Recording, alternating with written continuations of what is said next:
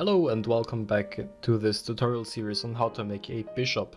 So without any further ado, let's hop straight into it. We're going to make this thing here that we made in the last video. We're just going to copy it by pressing Shift D, grab it, bring it over here and place it accordingly so that it roughly lines up. Now the reference image is not perfect. You can see that it doesn't line up quite as well as with the pawn, but that doesn't matter that much. Now in edit mode, I'm going to select this. First of all, turn off the subdivision, and then we're going to take a look. We can also move this a little bit more. Okay, now I'm going to extrude this by pressing E, Z, bring it up, and I expect you to know at least these steps here from the last video. So just basically extrude it a bunch of times, then bring it up and scale it accordingly.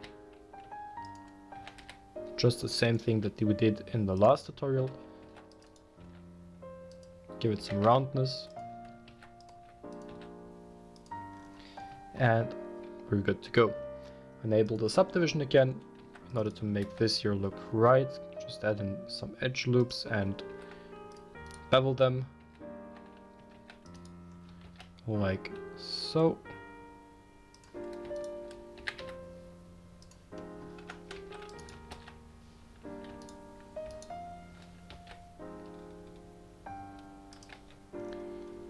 And now we should be good to go. Just one more over here. Yep, that looks nice. Okay, so in edit mode, we're going to select this here, Shift S. Now I expect you to know how to do this part here because we covered the same thing, the exact same shape in the last video with the pawn. So just take your time and try and make that yourself, because it's really no different than this part here. So select the top thing here, Shift S, cursor to selected, and bring in a sphere.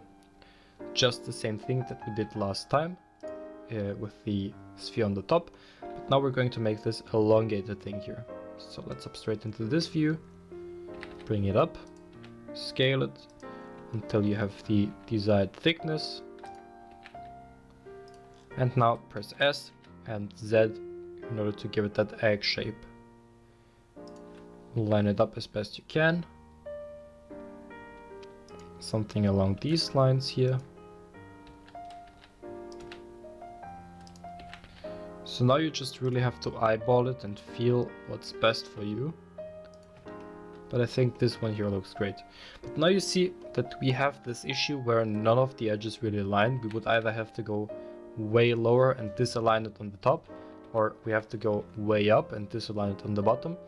So what we can do is add in another edge loop like this and bring it up until here. Now we can just take the rest and delete it,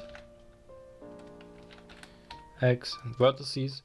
And now we're going to do the same thing that we did with this sphere here in the last video, and we're going to just take this and take this, F3, merge by distance,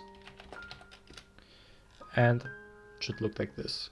Now this threshold is way too big. Something like that.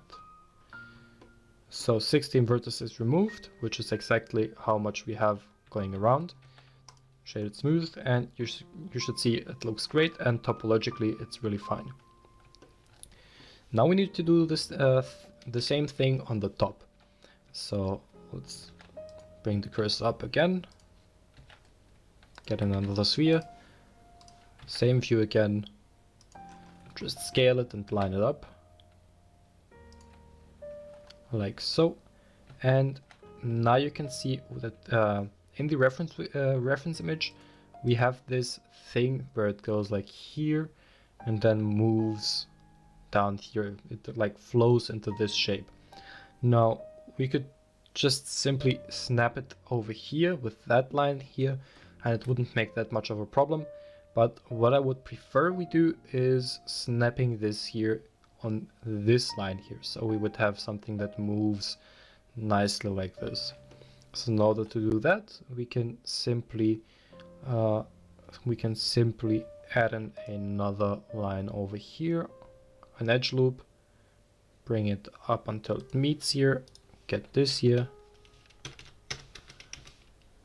and delete the rest of the vertices. We can also do the same thing here, just control plus it a little bit, like this, and we delete the rest. Now we have a big gap going around here, as you can see. Like if I merge them or try to merge them like I did before, there's just nothing going to happen. So first we have to move them out here, so we have to scale it a lot, and now we have to connect it. So get those, connect them, maybe adjust the threshold a little bit, and now you can see it's happening. So now we pretty much got what is shown in the reference, and we can just of course scale this so we get a little bit more of a rounding here. Like the more you scale this out, the more of a rounding you're going to get. Whoops. So yeah, this is basically a bishop. So now we got basically two figures ready to go. If it's not subdivided, you can of course use it for a game because it's low poly. You can really use it. It looks fine, and from far away, you really can't tell it's that low poly. If you need to, if you really need to, you can give it a subdivision level of 1, and then it should have 64 vertices going around again, and you should be good to go. So I hope you liked this one, and I will see you in the next video where we're going to make the queen. Have a nice day and see you tomorrow. See you, bye.